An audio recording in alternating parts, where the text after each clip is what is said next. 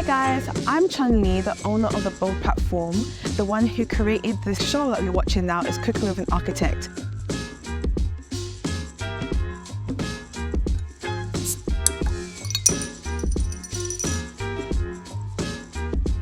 Welcome to Bold, Series 2 of Cooking with an Architect, dubbed the People's Pavilion Edition. I'm your host Chun-Li, and here on the show we aim to highlight the 5 senses in architecture: taste, a sense that can bring people together and unite each other, which is often left out in the design process. However, today on the show we will explore this through food. How, may you ask? Well, our guest architect will create a dish that answers this question: what does architecture mean to you? And today's guest is Elly Ward, an award-winning architect by training and the owner of a low-impact restaurant called Edit. Based here in East London, the home of ideas, Morris and Company. Along with her fantastic work within the built environment, she has a deep interest in developing sustainable food systems and the role that she plays within cities, using seasonal ingredients to reduce carbon footprint and sourcing from small-scale farms, focusing on bringing our attention to sustainability. It's only fitting to have her input within the sense of taste. And please help me to welcome her to the show.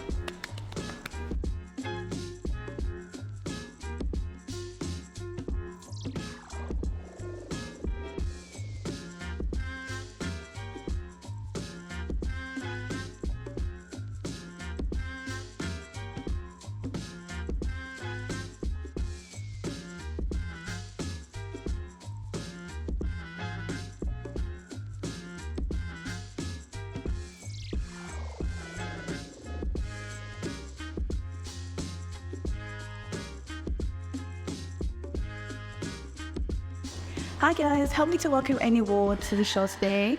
Hi. As you know, in the show, we're looking at the taste of architecture and how can we incorporate that in our everyday design. And now that you have started this restaurant, we would like to know what dish would you be making of today and the ingredients that will be in the dish that best sums up what architecture means to you. Okay, so that's quite a big question for me because I never planned to set up this food business at all, actually. But it kind of came out of a inquisitiveness increasing of the food industry. I went vegan back in 2016, and suddenly you start to ask a lot of questions about food. Yeah. You have to kind of like be very thorough about finding out the ingredients and where those ingredients come from. And for me, I guess as a designer, you know, as you and your audience will know, we're very inquisitive people, and we kind of like to, you know, like get answers. We like to do our research, and it kind of opened up this whole world for me about food, which has, you know, as it turns out, a lot of parallels with architecture in many ways. And 5 years later, I opened a restaurant, which is kind of a third iteration of food exploration, I guess, like a food business in a sense. It started off very small scale, like a coffee shop scale. Yeah. Moved up to cafe, and now we're kind of full restaurants. It's been a huge journey. I'm not the chef at all. I rarely step foot in the kitchen, but I spend a lot of time with my chef team in development, dish development, menu development. I probably interject more from a kind of provenance perspective. So I want to know everything about where everything came from, down to the finest detail. So, you know, we use a lot of fresh produce here, and that's the kind of main sort of focus of the restaurant. But where it was grown, how it was grown, who grew it, literally, you know, the farmer, how it got here, how it was packaged, yeah, and also, you know, right the way through to the end of the journey, and how we cook it is kind of the bit in the middle. Yeah. But then what happens to the waste and, you know, everything afterwards. So in terms of choosing a dish to kind of represent that journey, it's quite difficult because there's so many, and they change all the time because we work seasonally. we're continuously responsive to what produce is coming in at any given, literally day of the week. Climate change is having a massive impact on harvests and kind of not things that are normally in season now have not come in at all, or some things, have actually come in super early. And we have a kind of ongoing conversation with all our suppliers, and they bring us, what's kind of literally coming out of the fields this week. So our menu this week will not be our menu next week, and it wasn't our menu last week. But that's kind of, in a way, that's the whole focus, and that's how we set up the restaurant kind of ethos to be responsive to that, to kind of showcase the reality of food and how it grows. Anyone can buy a tomato at any time of year, somewhere in the world, but it won't have been grown, either sustainably. It probably won't taste very much, and it will have incurred a massive carbon footprint in it growing and getting here. And that's what we're trying to tackle. So the dishes, I've chosen not just one dish because it would be a shame to just choose one dish for starters, but also it's kind of like a combination. We're a restaurant, we do an 8-course tasting menu. So we try and encourage everyone to try as much as possible. So we've got 4 dishes for you today, and they are all showstoppers. We've got 2 kind of small produce-focused dishes. The first of which is asparagus, British asparagus, which has just come into season. Okay, it's a little bit early, but that's no problem. We love it. We kind of wait all year for British asparagus to come in. So it's super peak taste, and it's literally, you don't need to do very much to it at all because it's just so good, tastes so good. It's very lightly cooked, and then we have a lemon zagana pesto, just very, very simple dressing on that.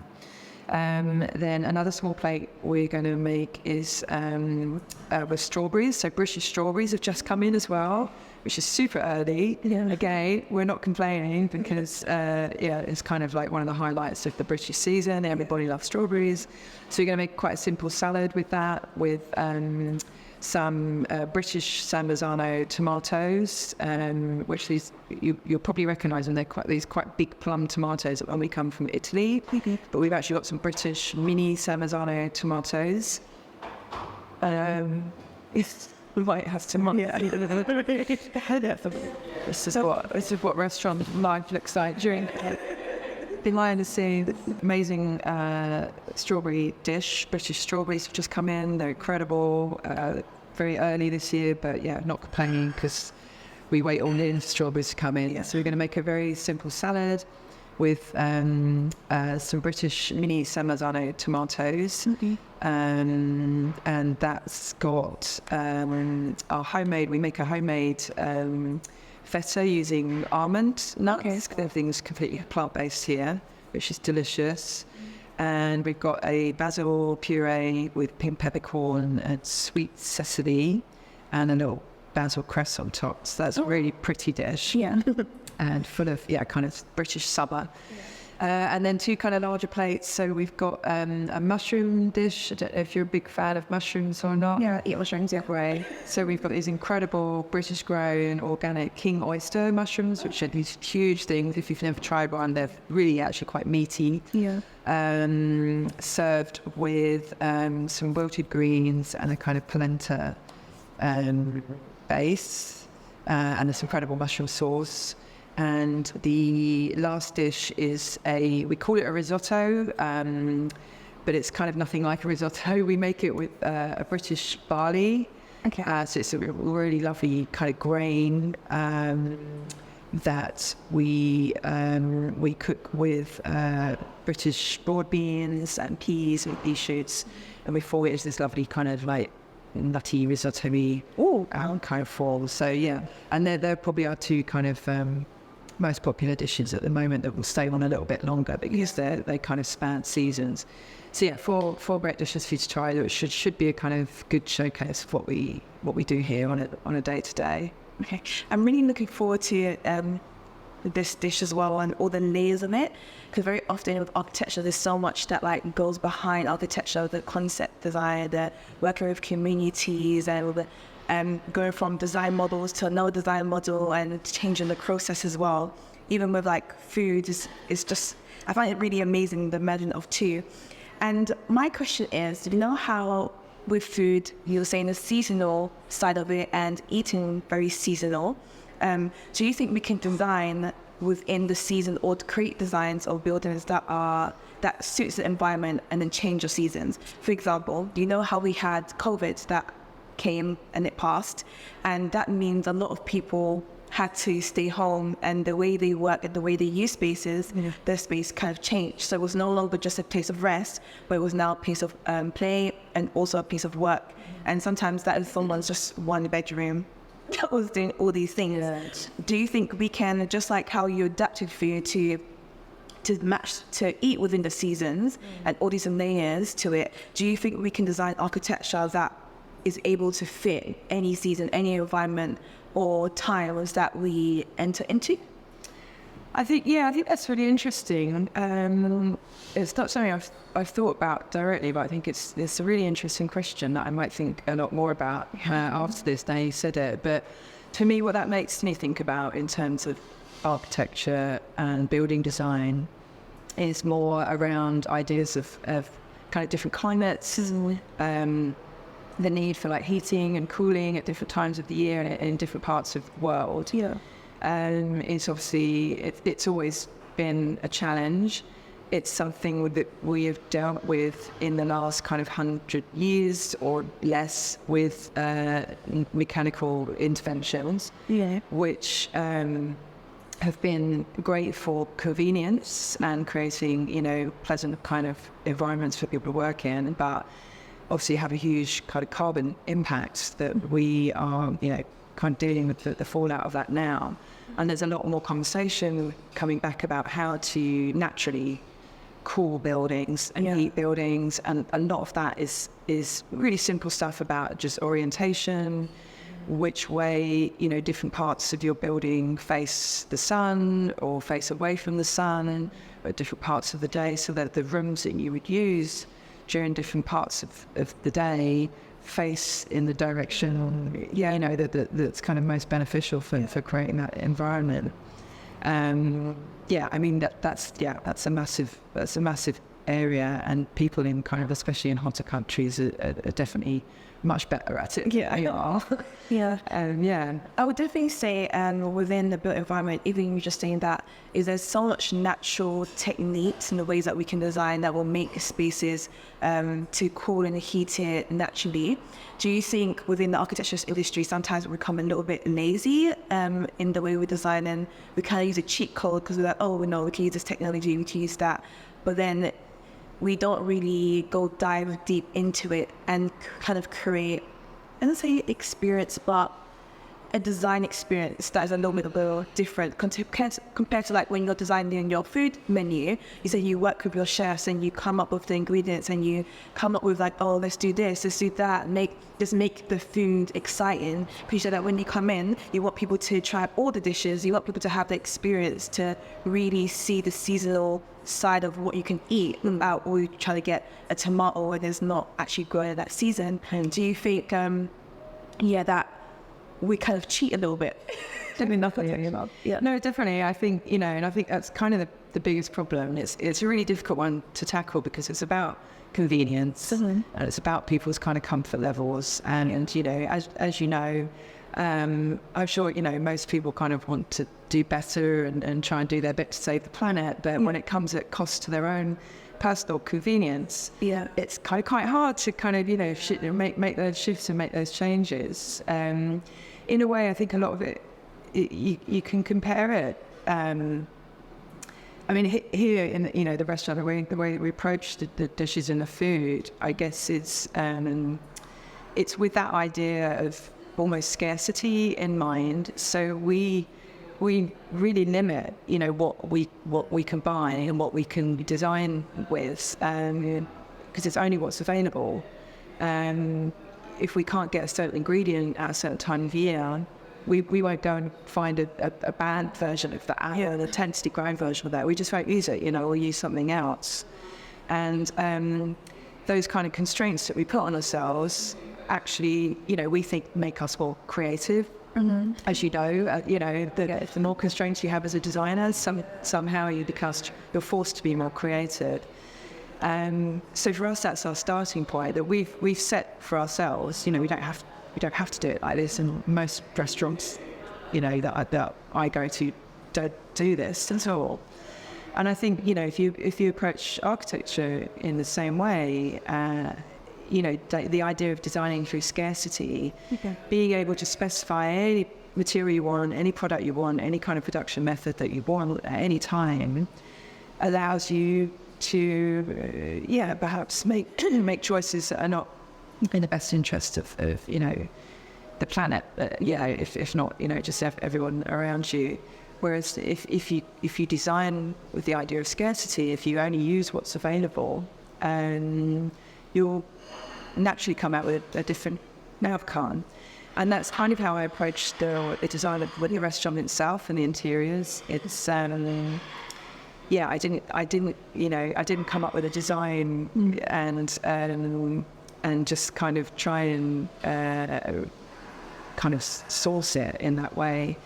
I kind of designed with what I had and what was available. Yeah. And if it wasn't available, then it was a part of it. And I think that's a big parallel and a big lesson. And also I wanted to ask as well, in terms of collaboration, as you know that we're partnering with Beyond the Box for their People's Pavilion. Yeah. And it's all about collaborating with the young people and getting them to have their voice and design a space.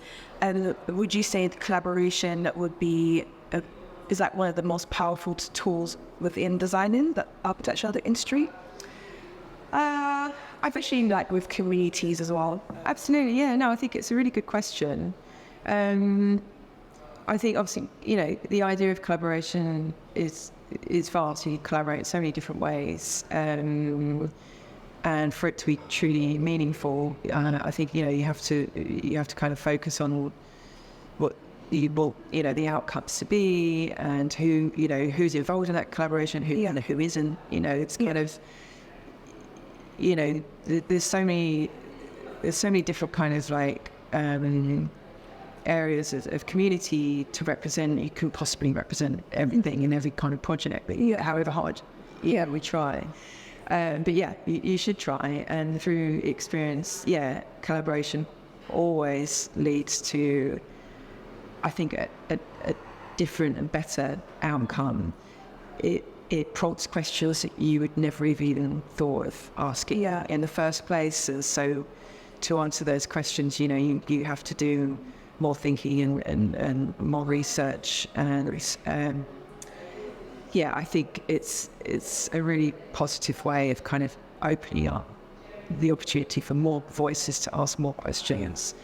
And then you get more solutions, basically. And with the collaboration, and when we're talking about cities, within New York, they have this program where, because they have this distance between their houses and also the pavement, and they always have this big screen strip of Greenland, and they kind of did this project where this guy said he wanted to plant food there so that people in the community could have food to eat and pick the food to eat. And it kind of created this whole revolution for people to be more engaged with what they consume and what they put in their body.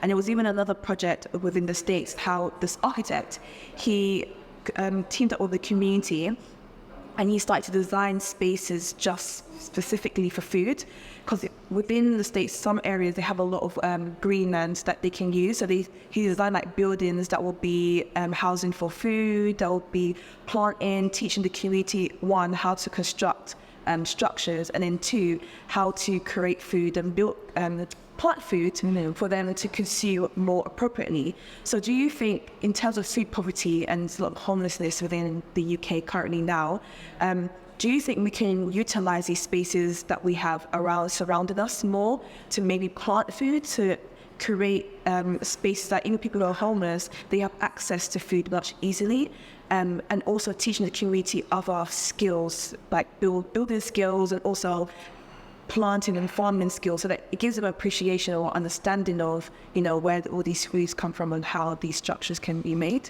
Yeah, absolutely. I mean, yeah, well, I mean, I don't think anyone would disagree that like that would be brilliant. The more opportunities to introduce food growing, structure building, you know, into cities, the better. I think we've totally lost, you know, connection with where food comes from. Yeah. And it's, you know, especially in cities, and you know, you hear about it all the time, and, you know, kids at school in London, you know, never seen, you know, an animal, you know, a carrot, you know, kind of, you know, they kind of get taken occasionally on these sort of, you know, trips to farms or whatever. And that's, you know, it's kind of mind blowing, and that's terrible. You know, it's kind of like, God, you know, you know, it's true because we see it, it's around us all the time. But I think, that's got to be one of the biggest kind of causes of a lot of the problems. So the more we can kind of bring that, you know, that experience into like every day for people that live in cities, the better. And I, you know, champion anyone, doing that for sure. It's amazing. And also as well, I talked a little bit about your materiality in the space. What is your take on the materials used in the built environment currently? That's a big question. In terms of like, because we have like, in terms of, you know, you build tower blocks, and we try to create spaces more often for the homeless because we have a home shortage. Okay. Yeah. And because we're putting things up very fast, and the materials used in terms of the structures, are not as great. And we're trying to go to a place of sustainable in the UK. I think it's 2050. So what is your take on that and thought about it? Yeah, I mean, it's like that's a huge kind of topic, a huge problem. Like you say, a lot of stuff is going up really quickly and it's going up really cheaply. And as we know, that means it won't last, you know, so long. It's difficult because obviously we need these spaces and we need them to be quick and cheap. So I think it's a real problem for the industry in general. I don't know what the answer is, and I'm terrible with statistics, but I feel like I keep reading something at the moment about, you know, the building stock that we have that exists currently. It's kind of all, you know, we're going to build, and it's the stuff that's been around for like a really long time already.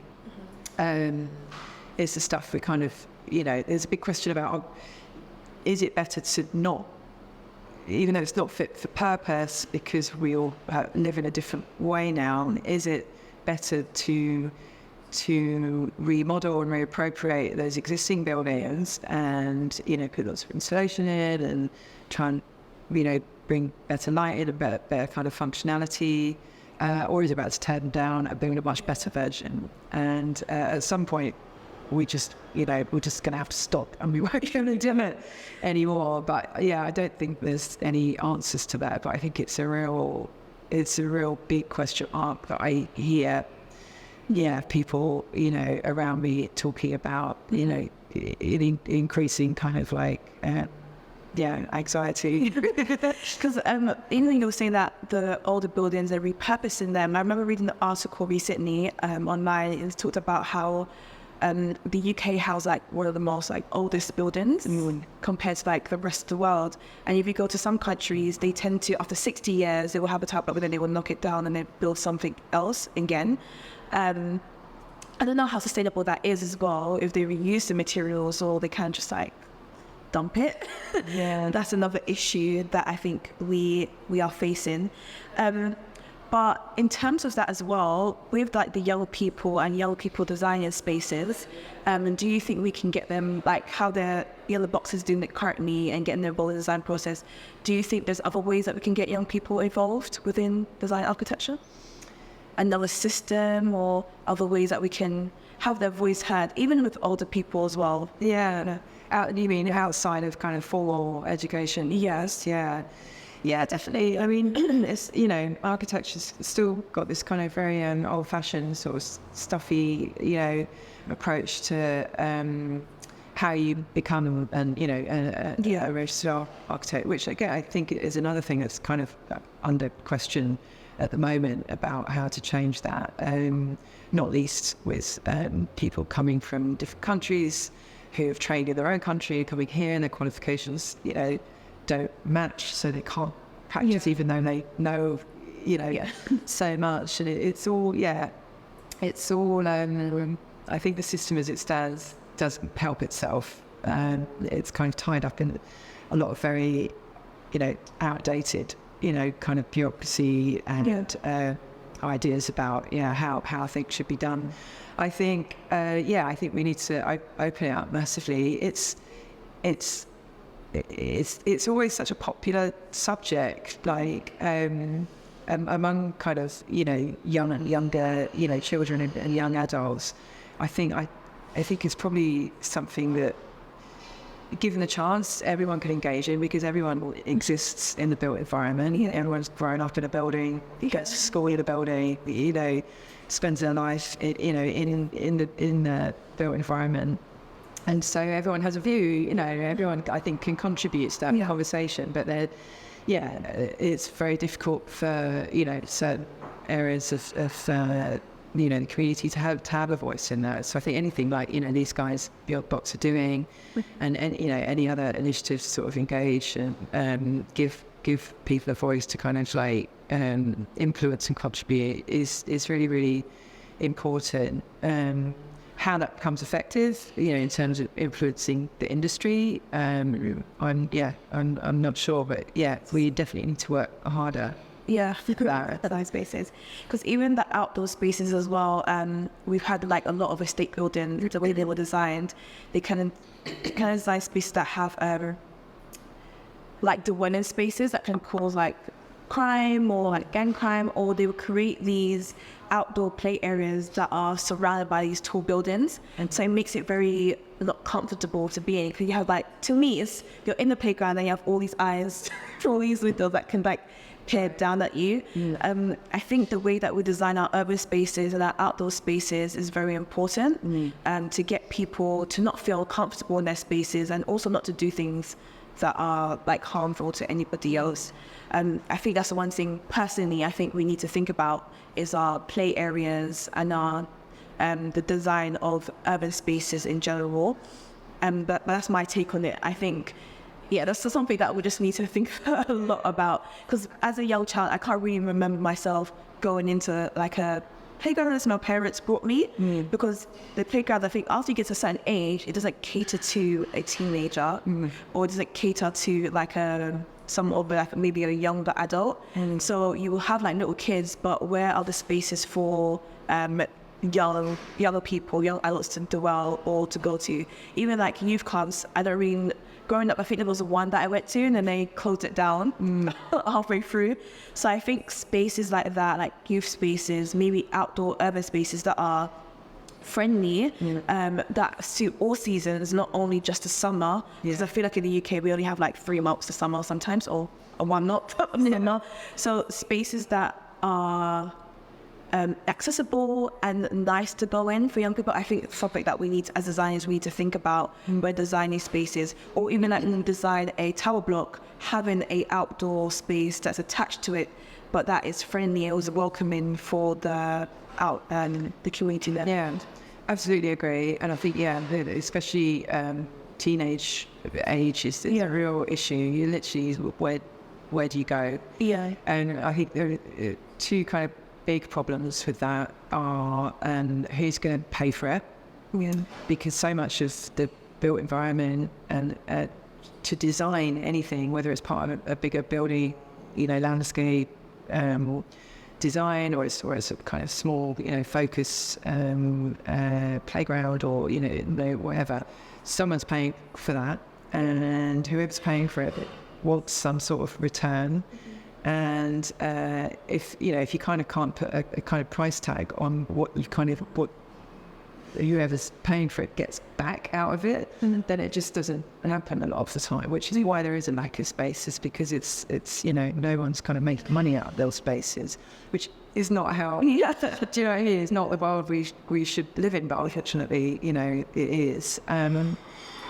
Also, my second point is also, though, about does everywhere have to be designed? Yeah, I think we have a tendency as designers to kind of think we have to design everything. Yeah. And I remember growing up as a kid, actually some of the best places to like play and hang out were not designed places. They were forgotten places, hidden places. And certainly had seen it, an architect's hands, and sometimes you can over-design things, and I think, the experience you're describing of feeling overlooked and like there's lots of eyes and everything is it's a very kind of designed space, and you naturally you kind of want to find your own space. You don't want to be overlooked by people, and those places are kind of I think more found and less designed. That's interesting. I never thought about it in that way, in terms of spaces that are not designed. But do you think we can design spaces that are not designed? It's a possibility. I feel like it's a possibility. I know that there are some great people out there who do a really good job of creating those kinds of spaces, because they're kind of doing it with that mindset, and really understanding how kids and teenagers and young adults the kind of spaces that they need, and trying to design them without feeling over designed is a real skill. There's a few people who can do it. But I think it's just you, like a person, going back into that inner child and going to that space thinking, if when I was a child, when I designed a space, like going to a space, how did I feel? I think for me, a lot of time, everything's about an experience. So if I go out to eat, it's about the experience. It's about how do I feel in that space. The food can be like really good, but in the experience of the space is not as inviting. I feel like, I could miss out on a nice food experience, but for me, it's just like, I don't know if it's because I'm designing myself, so I'm always thinking about a space that I'm in and how I feel in it. But I think that's something that maybe we should think about. Sure. It's it's something I could talk about a lot as well. It's kind of, I spent a lot of my masters looking at play and all the things you're talking about. It's a bit off topic for today, but I think it's a place. But I think if you look back at old photographs in London and other cities post-war, just after the war, you see before there was even a concept of a playground being something that was designed. You see photos of kids playing in like bomb sites where buildings just been pulled down and having the best fun, climbing and kind of actually learning much more sort of physical way of kind of learning how to play and interact and just inventing games. And so much of our environment is now kind of tidied up and monitored and secured. And there's a whole movement of kind of trying to recreate those sort of environments where you can actually learn.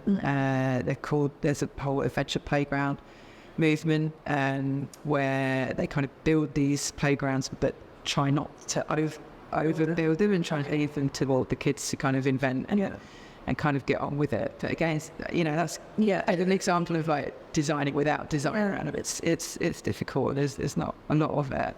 I think it would be nice as well to design like basically a space, like you were saying, put all the things in there, but then when you put all the things in there, allow those people there then to add and design it itself. So it becomes more of their space, more adapted to how they would use it. I think that would be very interesting, because I think the idea of, as architects sometimes can get very serious with the spaces that you create. And then it's like, oh no, I don't want that. And it's like a whole romance between architect of the building and then I think sometimes maybe the user kind of get forgotten about. It becomes like an art piece. Exactly, yeah. And architecture. Yeah. But it'd be nice if we could just like have a space and then, I don't know, you put a window frame there, you put that then, and all of a sudden it's like they put it together and like build the blocks kind of thing. Yeah. I think, and I wanted to bring this up as well. I think in a way, what you're talking a little bit about is taste in a different sense. Oh yeah. So, you know, place become an example of the person who designed and what they think should look like and feel like, which is a personal taste. Yeah. And I think that's a huge kind of, you know, area in city design, building design, architecture is a question of taste. And it's like who gets to choose, who gets to say what's, you know, what's good design and bad design, what any particular aesthetic might mean to one person, but maybe not another person. Yeah. It's a little bit like utopias, basically. So, you know, someone will design, say, their perfect world, their perfect city will be this way, all the buildings will be in this linear line, and then everyone walk in one direction, and then cars can only go that direction. And it's like that's their personal taste of what a city should be like. So I guess, can you say that we live in utopias? We're living in other people's utopias. Well, yeah, which makes them dystopias, I suppose. Yeah. That's the issue, I think. Maybe that's why probably we have so much issues within space, because everyone has their interpretation or ideas of what architecture should be like and what that space or that experience should be like. But I think maybe we should leave it more to the users to kind of, as they go in that space, they will adapt it and change it, and then another person goes in and they will change it and adapt it more. It's like, you know, when you play the games or when you build the houses, like Sims, and you're like, it should be like that, I think. Personally. But we're gonna go on a little break and we will be back shortly.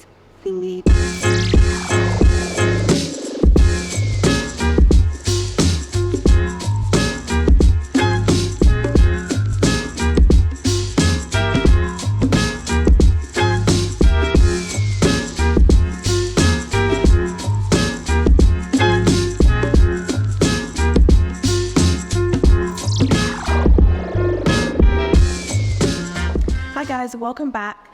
As you know, I am interviewing Elly Ward today for series 2, and she has her special guest as well. Do you mind introducing them? Yeah, sure. So today, as I mentioned earlier, I am not the chef. I haven't prepared any of the food today.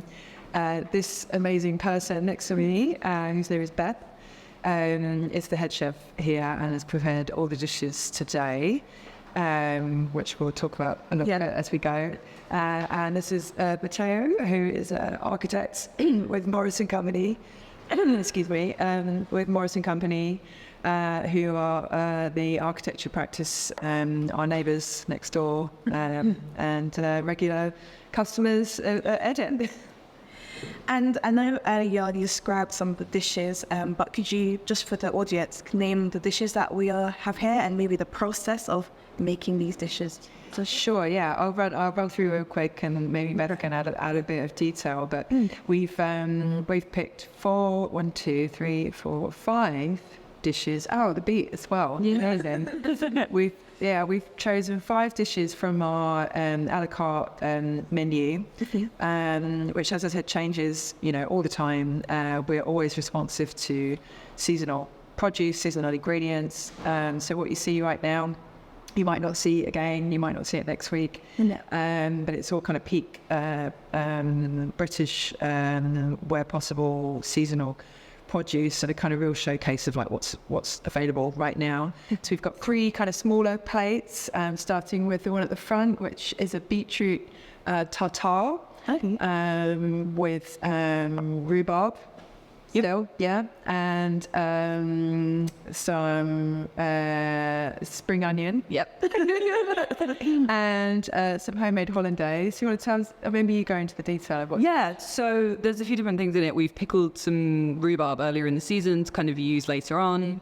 So there's some pickled rhubarb in the mix. It's the kind of last of the UK beetroot, so this dish will probably disappear fairly soon, but she was kind of like a final evolution of all the different dishes we did with beetroot this winter. There's Rocket, there's Cherville, it's various different things. A really nice kind of hollandaise that we've managed to veganise after a lot of work. So yeah, that's that one. A really fun way of eating beetroot. Yeah. You might not normally be used to. Yeah, it's a very popular dish. And we've got British asparagus just in. Wow. Off the field. Off the field. It's incredible. It is incredible. Basically, asparagus season was delayed by about a month this year. Okay. Again, so the kind of season keeps, so kind of week by week, we were kind of waiting for information from suppliers and they were kind of going, not yet. They're like 6 weeks. Yeah. And so it kind of, the day that it finally kind of was available to everyone, it was like, wow, okay, we've all got asparagus. It was just this sort of weirdly like euphoric moment across the chest. Just like, oh my God, we've all got asparagus. What are we going to do with it? So this was what we decided to do with it. So it's got a lemon verbena pesto, an almond parmesan on it, some more Cherville, and our amazing olive oil that we use. Yeah. Gorgeous, yeah. And Yeah, you don't need really to do much. gorgeous. When asparagus is just good, you don't need to do very much No, to it. that's the joy of it, I think. Do very little to it and just let it be its own star. Yeah, it's the best way of eating it. Yeah. The final small plate is brand new on today. Yeah. And another big hit, the British strawberry, which again is come early, but we're not complaining because it's amazing. It's gorgeous. And what have you done with it, Beth? So we've done a few different things with this. Taking kind of like really simple elements and just kind of putting it all together and making stuff really nice. So I like to pickle anything. And so basically a while ago, Elly kind of posed the idea, what if we pickled strawberries? So we sort of waited for the season to start and went, yeah, let's just see what happens. And pickled these gorgeous strawberries, the kind of first of the UK season ones. And it turned out amazing. So we paired them with these amazing UK grown mini San Marzano tomatoes. There's some basil cress, there's our homemade almond feta in there. There's a basil puree, there's a pink peppercorn dressing with this sweet Sicily syrup that we made. That's a wild grown herb that's incredible. Lots of different kind of little elements in there that make this really gorgeous thing of pure flavour. Very pretty. Yeah. I told you it was pretty. And and then two of our kind of larger plates. So at the front, we call it a risotto, but we make it with a British grown barley, so it's a really nice kind of grainy thing. Yeah. What else is in the mix? So for this, it was kind of the start of kind of like beans and peas season, which hits in spring along with wild garlic. So there's some wild garlic oil in there. There's Italian broad beans and peas for the start of that season. There's preserved lemon zest that we kind of make ourselves by kind of using up the leftover lemon skins and preserving them. So there's some puree from that in there. There's pea shoots. There's our homemade gluten-free oat cream that we make as a kind of substitute that lets us kind of do a lot of different things vegan. So yeah, that was that dish. Really lovely kind of spring flavours there. Yeah, and crunchy risotto. Yeah. And last but not least, this very popular dish, the larger plate, which is the king oyster mushroom, which is a British grown organic. Yeah. On a kind of wilted green. What green is it? It's spinach at the minute. UK spinach has been doing really well recently, so it's a really nice oriental spinach is the variety. Nice. And then it's with a polenta cake and a sap sauce and a bit of rosemary oil. yeah. It all looks so amazing. I'm very excited to taste it. Stuck in. So should we do just... Yeah. Maybe everyone can just help themselves to a little bit. Yeah. Get stuck in with these strawberries. Can't wait to try them. I know, I don't actually know if you've tried this dish yet. I've tried a strawberry when it's over. I haven't tried the dish. Well, there you go. Fresh off the menu. And you haven't tried it yet. And I had asparagus yesterday, but not quite like this. No. I'm so curious about the broad bean. Oh, yeah. It reminds me of Yeah, this is season. Yeah, this is the thing. We have a lot of our staff are Italian, and so when we kind of came up with this, and I always give the peas to front of house to pod. So for any time of the day or night, you can find someone front of house like sat podding peas. Wait, It's gorgeous. I number of these. They love it, yeah. I'd be these. It's gorgeous. Yeah, it's really popular amongst the staff as well. So I want to ask you a question. You, Beth. Yeah. Since you've made the food and you're very heavily within the food industry, one question I want to ask is, how do you think the built environment could support the food industry more? I think there's a variety of ways, I guess.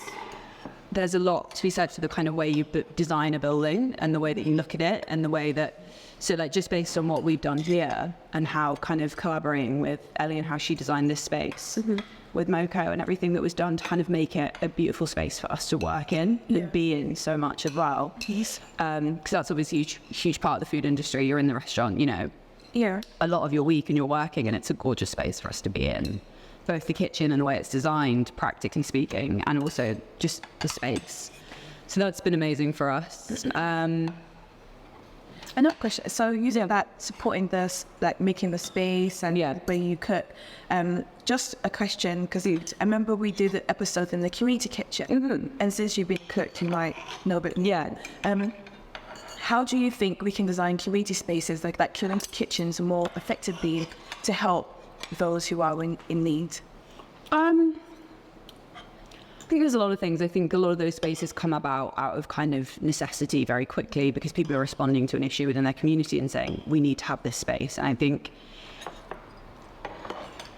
think a lot of it kind of is just trying to make sure that people have what they need if they're providing that service. So I worked a lot with companies like during the pandemic who like food businesses and things that were donating to projects like community kitchens, donating, you know, food they had left over and things like that. So it works both ways as well.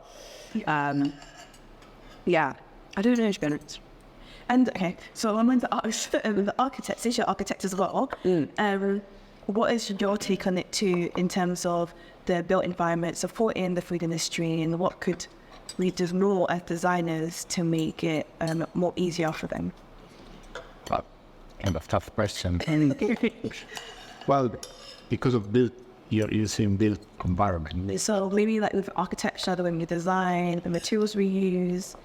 And there's a whole lot of things that we still have to do in terms of, food and basically thinking about food when we do things. Because it's artificial somehow, built environment. Sometimes all the aspect of, food and the naturality of the food, the seasonality, even how to, let's say, breathe self-grown food, things like that. So it's somehow feels so artificial what we do, that it's good to bring back the idea of food into what we do.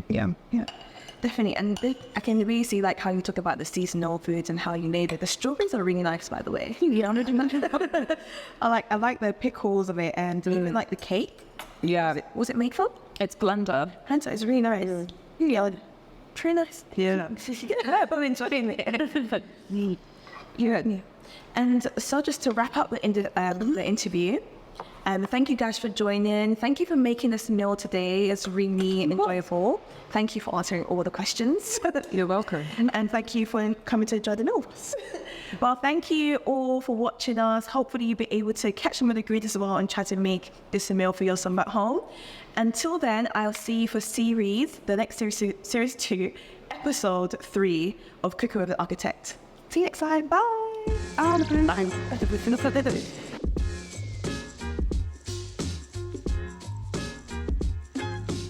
So for me, my whole career as a chef is because I wanted to advocate for sustainability through working as a vegan chef. So that's what I've been doing for the last 6 years. And that was a personal decision, and I think it hugely has affected my professional career, obviously working and advocating for veganism, and for me that's a huge part of sustainability. And so that's been a big thing for me, and how we can change the food industry through what we serve and how we think about it and the suppliers we work with and everything. And obviously that's partly personal, but it's also hugely something we can achieve on an industry-wide level. One way I think that we can advocate for more sustainability in the built environment and the food industry is looking at the systems of the way that we design and the way that we consume food.